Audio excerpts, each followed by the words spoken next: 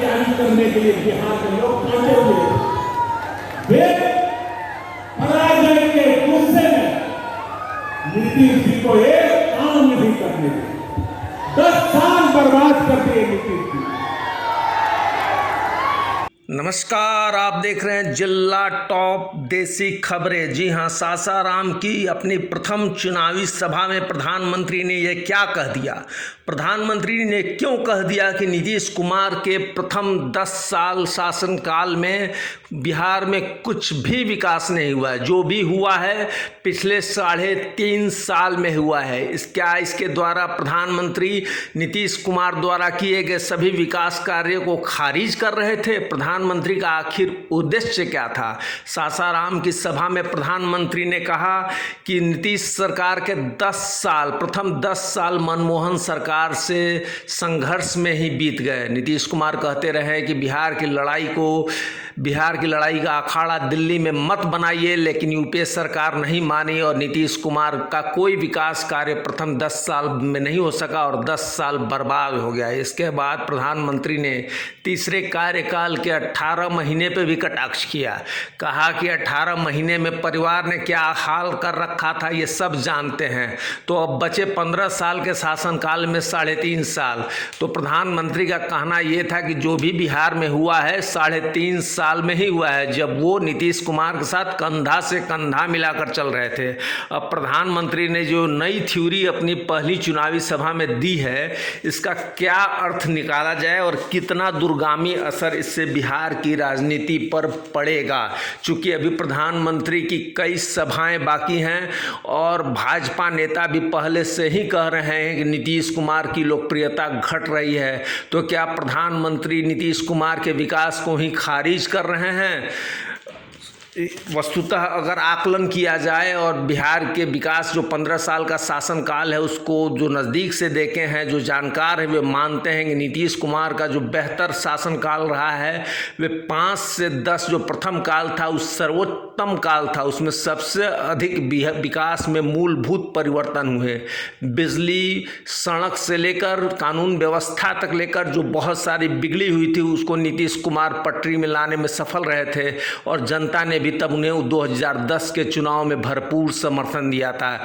दूसरा कार्यकाल कुछ कमजोर रहा, खासकर लोकसभा चुनाव 2014 में जब नीतीश कुमार पराजित हुए थे और उसके बाद जब उन्होंने मांझी को अपना गद्दी सौंप दी थी और फिर लौटे थे, तब तक बहुत कुछ गड़बड़ झाला हो गया था और जिससे विकास कार्य बाधित हुआ था।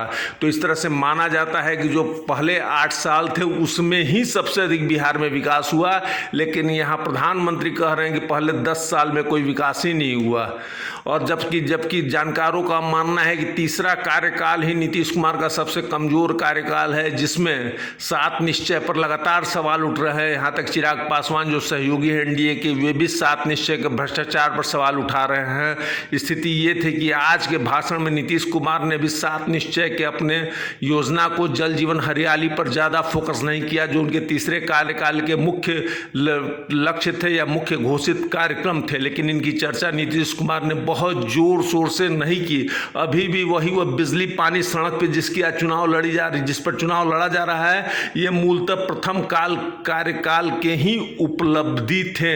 तीसरे कार्यकाल में शराबबंदी जैसा फैसला किया गया जिसको बुरी तरह सफल माना जाता है और माना जाता है कि शराबबंदी बुरी तरह फेल है बिहार में। तो इस तरह नीतीश कुमार का कार्यकाल देखा जाए तो सबसे बेहतर कार्यकाल प्रथम ही माना जाता है और दूसरे कार्यकाल का 3 साल माने प्रथम 8 साल को सबसे बेहतर माना जाता है। लेकिन यहाँ प्रधानमंत्री प्रथम 10 साल को खारिज कर रहे हैं। या 18 महीने वो परिवार मतलब लालू यादव के परिवार के साथ जो तीसरे कार्यकाल में शासन चलाया था नीतीश ने, उस पर भी कटाक्ष करते हैं। वे सारा फोकस अपने 3.5 साल पर लाते हैं जब वे नीतीश के साथ खड़े थे। तो इसका क्या अर्थ हुआ कि या क्या नीतीश के काम को काटा जा रहा है या नीतीश के कद को जानबूझ कर छोटा किया जा रहा है, या प्रधानमंत्री को जो इनपुट मिला था, जो जिस पीपीटी पर पढ़ के वे भाषण पढ़ रहे थे उसमें ही कुछ गड़बड़ी थी कि उस तरह से क्यों कह दिया प्रधानमंत्री ने? सवाल ये है। और सवाल ये भी है कि इसका क्या दूरगामी असर पड़ेगा। पूरा सुनिए कि प्रधानमंत्री ने नीतीश कुमार के शासनकाल पर क्या कहा है। भारत सरकार की मीटिंगों में जाया करते थे, नीतीश जी बार उनको कहते थे कि आप बिहार के काम में रोड़े मत अटकाएं। बिहार के राजनीतिक अखाड़ा दिल्ली को मत बनाइए, लेकिन 10 साल तक यूपीए सरकार में बैठे लोगों ने जिसको टाइट चार्ज करने के लिए बिहार के लोग कांटे हुए, वे पराजय के गुस्से में नीतीश जी को एक काम नहीं करने दिए। 10 साल बर्बाद कर दिए नीतीश जी। बाद में 18 महीने क्या हुआ, ये मुझे कहने की जरूरत नहीं है, आप भली भांति जानते हैं। इन 18 महीनों में परिवार ने क्या क्या किया, कैसे कैसे खेल किए,